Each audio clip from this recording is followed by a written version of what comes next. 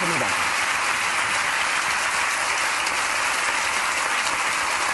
Allora, Carmelo e Simona stanno insieme da 10 anni, sono 9 anni che convivono e hanno un figlio di 4 anni. Carmelo ama Simona ed è amato da Simona. Carmelo avrebbe tutti i motivi per essere un compagno felice e un padre felice se non fosse che quando lui incontra Simona lascia la casa coniugale dove viveva con la sua ex moglie e le sue 3 figlie. Tutte e 3 le sue 3 figlie non vogliono né vedere né sentire Simona.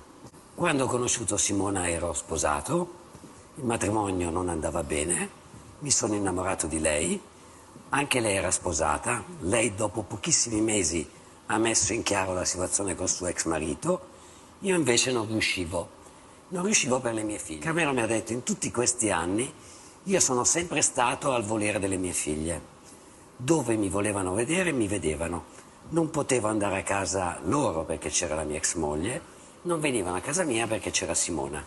Le mie figlie le potevo vedere o per strada o in un bar. Ad ogni occasione ufficiale, Natale, compleanni, fino a che non è nato il bambino, io ho sempre messo da parte Simona e ho presenziato ad ogni occasione ufficiale delle mie figlie.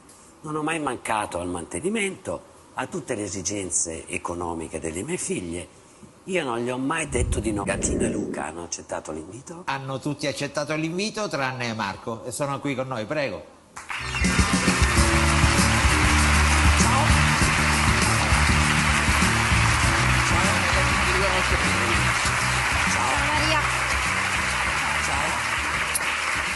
Ciao. Accomodatevi. Allora, intanto grazie di essere qua. Tra poco vediamo chi vi ha mandato a chiamare. Dall'altra parte ci sarà silenzio. Io vi lascio solo 10 secondi e poi mi dite se avete voglia di ascoltare. Okay. Tutto a posto? Sì. Ok, apriamo la busta. Capitate pure a me, mi sono spartuto ma sto buono insieme a nate. E non esistono perché quando succede è solo cuore che decide.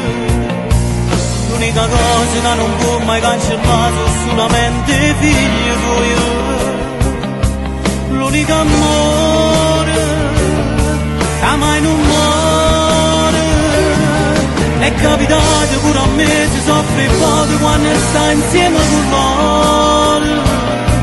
E dopo la ci accompagnata in un sorriso, io posso 1000 lacrime. Che non lascia per capire che mi segnesse mette a me per tutta la vita. Solo un padre che si è separato, che sto poco